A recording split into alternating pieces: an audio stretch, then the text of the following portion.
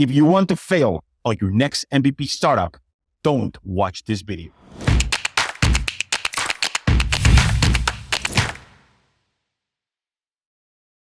When you're developing an MVP, meaning the minimal viable product for your startup, you need to focus on the bare minimum functionality that your users are going to use and enjoy so that you can show this to your customers, investors, friends, and family, and you can easily explain your idea. That's what it is.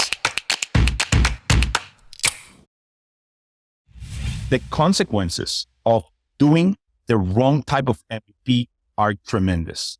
You're going to spend a lot of money and a lot of time developing something that's far from an MVP. You're going to be developing a bloated application. That means it has a lot of bells and whistles, a lot of unnecessary features. Maybe you're trying to catch up to a competitor, and that's going to defeat the purpose of developing an MVP. The whole idea of developing an MVP is experimentation. You want to use this approach to use the least amount of capital and time, test your approach, test your solution to a problem in the marketplace. That way, you can test your solution, define and determine if there is a market fit for your solution, and then go all in that direction. If it doesn't work out, you spend very little and you can pivot and Now, that doesn't mean that you're going to stop there. That means that you're going to keep on pivoting and creating new and more narrow MVPs until you find the proper market fit.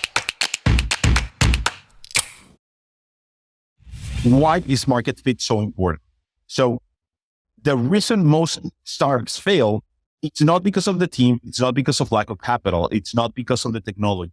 The number one reason why startups fail is because there's no market fit. That means that the market does not need your solution, does not know that the problem exists or that they even have the problem.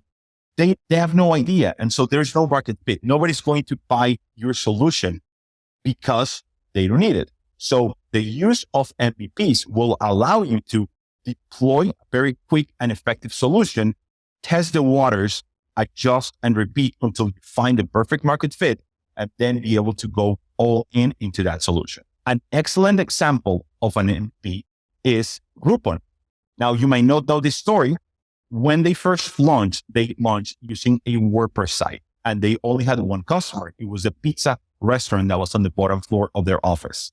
And instead of developing a very complex website and set of applications and automating all the processes behind creating what Groupon is today, they launched a very simple WordPress. Now, in your case, this might look like a very simple mobile application. It might look like a very simple Chrome extension if you don't want to develop the entire application all at once. So there's many approaches for you to be able to launch a very small, very low risk, very fast MVP.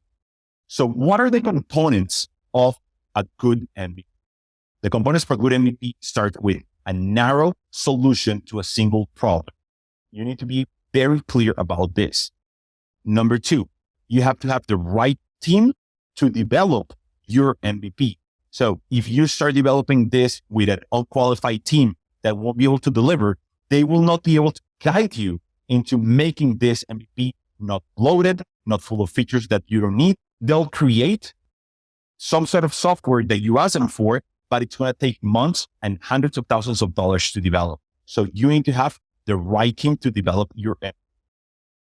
Number three, you need speed. So the whole purpose of an MVP is to be able to test quickly and effectively. So you need to be able to develop this in a short amount of time with the least amount of features so that you can test, pivot, and repeat. So to recap, if you're ready to fail on your MVP, don't follow these advices. But if you're serious about your tech startup, if you're serious about your future and your MVP, then make sure that you follow the MVP process. Make sure that you don't get carried away with trying to chase your competitors and trying to add all the bells and whistles to your MVP. Make sure you get a qualified team that's an expert in creating MVPs for your industry and type of business, and be quick, be decisive, and be able to launch that MVP as soon as possible. If you want to learn more about how to create the perfect MVP, watch the rest of my videos, like, comment, and share.